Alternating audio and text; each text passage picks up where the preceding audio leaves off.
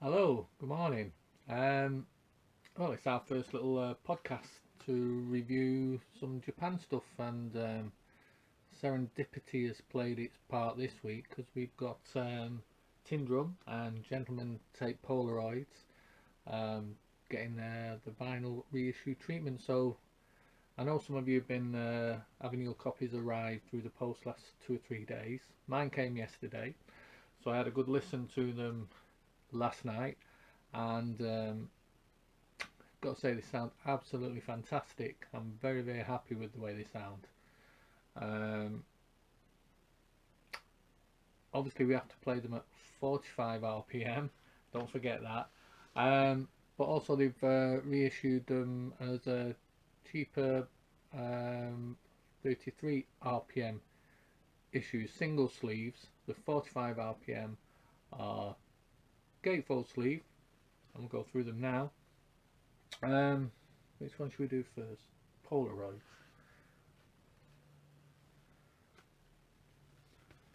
So there we have it, Gentleman Take Polaroids, iconic sleeve.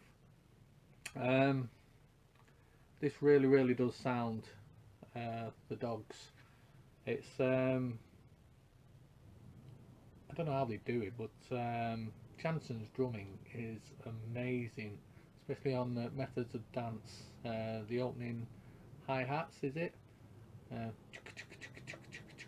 Sounds absolutely fantastic. Really to the fore. Um, and you've got to play them loud as well. Um, I have a couple of issues, and it's more to do with the packaging than the music. The music's, well, we all know it's amazing anyway. I've no problems with that. I say they've mastered them or recut them, whatever the terminology is these days, um, to a really high standard. They do sound amazing, but just a couple of issues with the sleeves. We'll go through them anyway. As you see, I do like that. It's a nice touch. The Obi strips. Um, of course, anyone who collects Japanese issues of any records, they do it the best. Anything Japanese is the best. But that's a nice touch. Apparently, Sylvian's been messing with the artwork again, so we've lost the title, well, the band name and the title of the album, which on the originals is at the top. That's gone now, so it's just a full picture of the image, which is all fine. It actually looks quite nice. I have no issues there. And the back sleeve, and then the gatefold with the lyrics printed in the middle. And this is where my big gripe is. I mean, Japan is such a visual band. They always were. And it's what makes pop music great. You know, it's really striking image, which Japan had. And that space there is just crying out for a band picture. Either that picture there or any of the other Nicola Tyson, she was an original photographer, any of her outtakes or different shots, crying out to go in the middle there. Or even the picture that was used for to promote Anthony's book, the one that was taken at the Argyle Arms. The original picture was on the Polaroids single, so if you have the gatefold single, that would have looked stunning in there. And of course,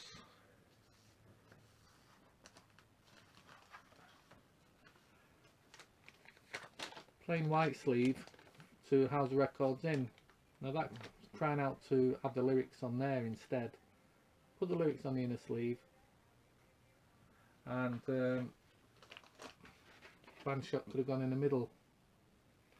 Just a little missed opportunity. The other thing I've noticed on the back cover here, I don't know if you can tell in the light, but the actual picture there, it's as though it's been kind of cut and pasted onto it. You can see the actual, it's a different shading of black, so it kind of looks a bit, I don't know. See, on the original album, it completely bleeds in, so it's not as noticeable. So I mean, I'm not a graphic specialist in any way, but it's just something that stood out. Um, Other than that, I can't see too much problem. It just looks nice, and I was in the record shop yesterday in a local town, and this looked absolutely fantastic on the racks.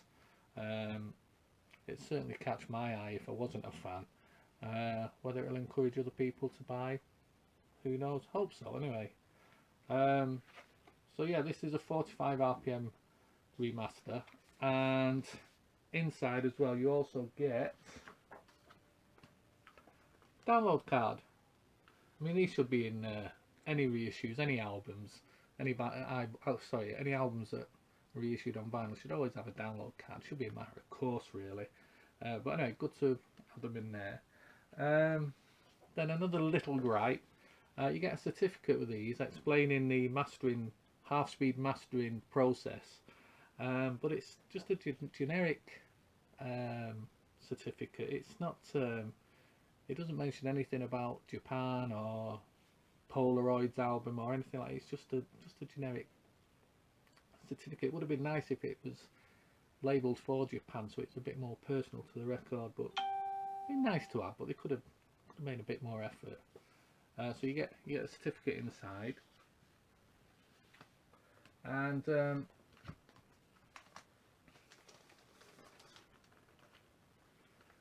2 tracks per side, so you have to keep getting up and down like playing the old 12-inch records. But they really do sound good.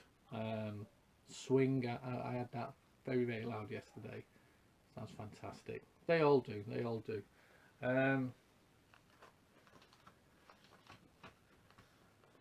mean, musically, they're just, both albums are classics. I've just I mean, I'm not a fan of Taking Islands in Africa. I mean, but having said that, I'm glad they've kept the album as it is. No extras, no Some Kind of Fool, no Angels in Furs, which I'm glad about. I mean, when they do reissues, I'm always of the opinion, leave the albums as they were intended back in the day.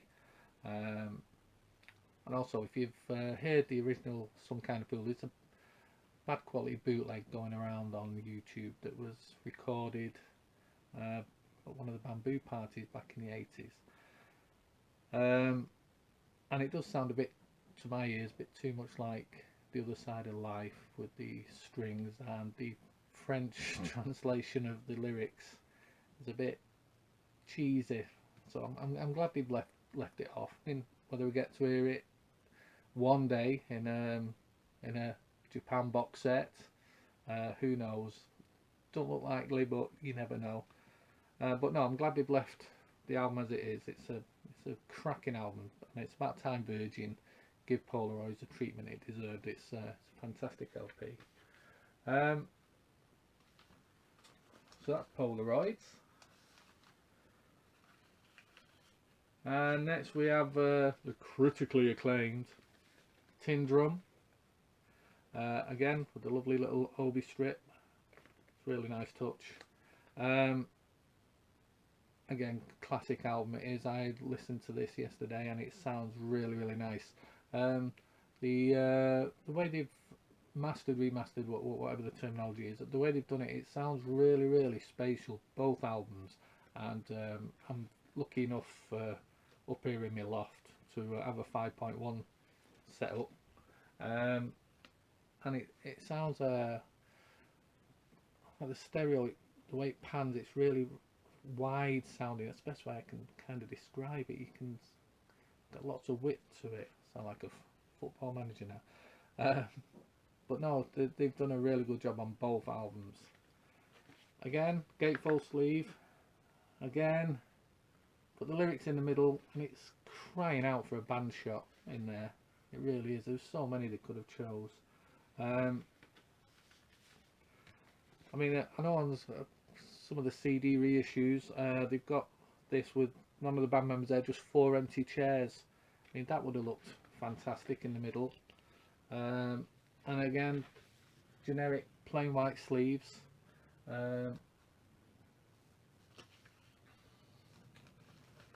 Still fingers and thumbs here. Generic white sleeve, which would have looked far better with the lyrics on here instead. Um, yeah, and then unfortunately, Tyndrum, it's the artwork is very, very dark. Again, I'm no expert on stuff like this, but um, especially on the back sleeve there, you just don't know. It just loses clarity. It's too dark. There's no detail in any of the outfits which you get on the other issues, reissues. Um, don't know. It just looks too dark.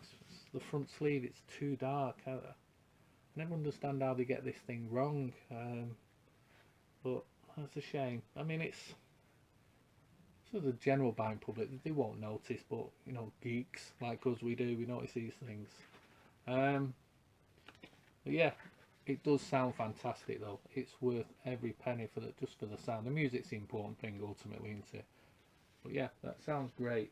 Um, and both Polaroids and Tyndrum have also been released as regular 33 RPM albums. Tyndrum, just single sleeve, and again just a plain white sleeve inside. You do get download cards in both of them as well, which is, again, I think it's essential. I've not listened to these yet. I'll get a chance sometime over the weekend and let you know on the page, but I can't see any problems with that. I had on the 45 pressings, there was an issue on mine on Night Porter just before the song starts. It's very crackly. Anyway, I give my stylus a good clean and it was still crackly, exactly the same thing. Whether that's, have a listen, is it the same with you? I'm not sure. When the song starts, it's fine. You know, you just hear the song, you don't hear any of that crackling. It just something I noticed straight away. I know people have mentioned other issues as well, but mine sounded fine. So probably no more of the next few weeks. Keep listening to them because you don't always pick up everything straight away. But I'd say as overall, I'm very, very happy with the sound. The sound quality is fantastic with these reissues. It's about time we had Polaroids, as I say, on vinyl again. I think I'm right in saying this very first ever vinyl reissue for Polaroids. Tyndrum's been done quite a few times over the past few years. What would I give them out of 10? Sound wise, 10 out of 10 all day long. The packaging, 8 out of 10. It's just a wasted opportunity, especially with Japan being, I'd say, such a visual looking band, and to have all that space on the gatefold and not use any other pictures, or you know, with the inner sleeves even, just seemed a missed opportunity. But 8 out of 10 for the packaging, 10 out of 10 for the sound, 11 out of 10 for the music. So yeah, so give us your thoughts. Don't know what we'll do next. I'll have a rummage through. Might do the Platinum Premonition one next week. That always splits opinion. But with these reissues, I'm very, very happy with them. Worth every penny. Well, perhaps a bit too expensive for the artwork. But if that had been done properly, I mean, I don't know if is it a matter of cost. I mean, surely you can tweak artwork now. You don't need the original negatives, do you? I mean, I don't know. It's not my expertise is how artwork's produced and that, but it's a shame got it slightly wrong. But anyway, we'll see you online over the weekend. Have a good bank holiday weekend. Behave yourselves, especially you, Stefan. And we'll do something else next week. Alright, thanks a lot. See you soon.